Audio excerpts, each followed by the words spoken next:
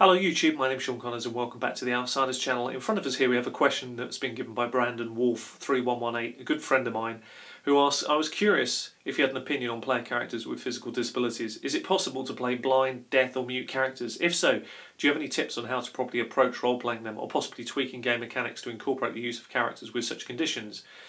I look forward to hearing back from you, Brandon. This is a great question because this really touches the heart and soul of what a lot of good role players like to do. They like to give characters a flaw, sometimes quite a serious flaw, and find ways to play them.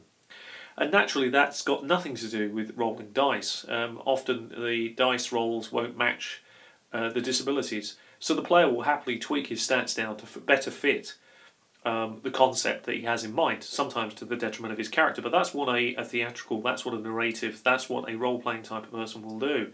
So as a GM, it's your responsibility really to find a way to allow that player, if he so desires to play the character in, do so. But of course, it will have drawbacks. A character that's blind, you could give them the opportunity, for example, in Pathfinder to have tremor sense instead. Perhaps that's something that they've developed over time as a feat. That would work very well. But of course they still can't see. They know the other players are nearby, but they still can't see them. So obviously they can hear them, but they can't see them. So sometimes that can throw up some interesting challenges.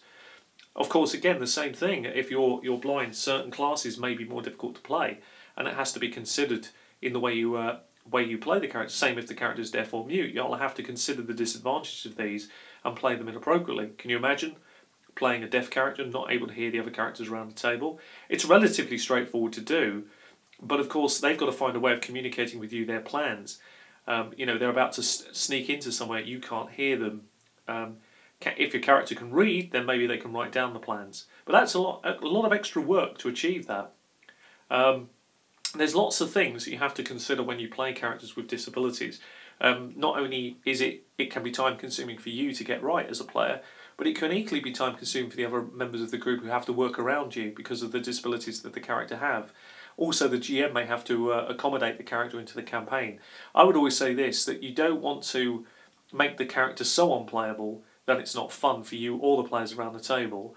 But if you've got a good concept and you've got a good GM, I really believe you can work around any of the issues that physical disabilities have, and it makes a fantastic goal that you have a character, for example, who's lame, for example, really bad leg, whose goal is to ultimately get it repaired. I mean, things like that just add a huge concept, and when that is achieved, that's a driving goal. Those sort of things should definitely be rewarded as GM, because that's achieving someone's goals, achieving someone's desires.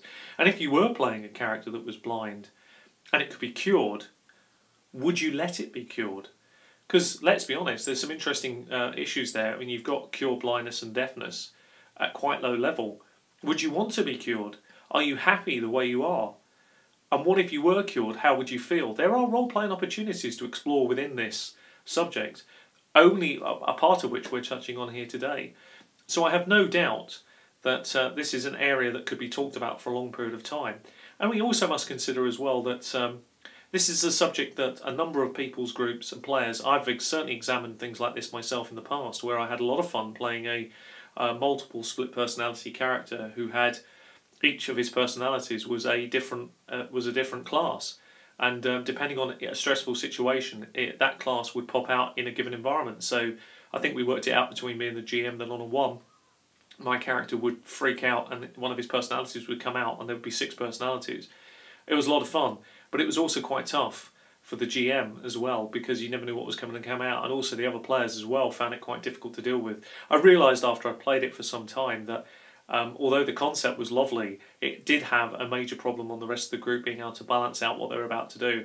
So there is a fine line that you have to approach this with. Yes, it's possible to play these characters, certainly a lot of fun to do, but you have to take into consideration the players' feelings, your own reality of how difficult it's going to be to play the disability at hand, plus the GM's perception on it, and equally work with him and the rest of the group or her to make sure that this is actually something that can work within your gaming group. Basically, the bottom line is, yes, it can work, but it's all about how you approach it and the way that you go about doing things. Anyway, I've been Sean Connors. This has been Outsiders talking today all about characters with physical disabilities and how to approach the subject. Anyway, take care of yourselves and happy gaming.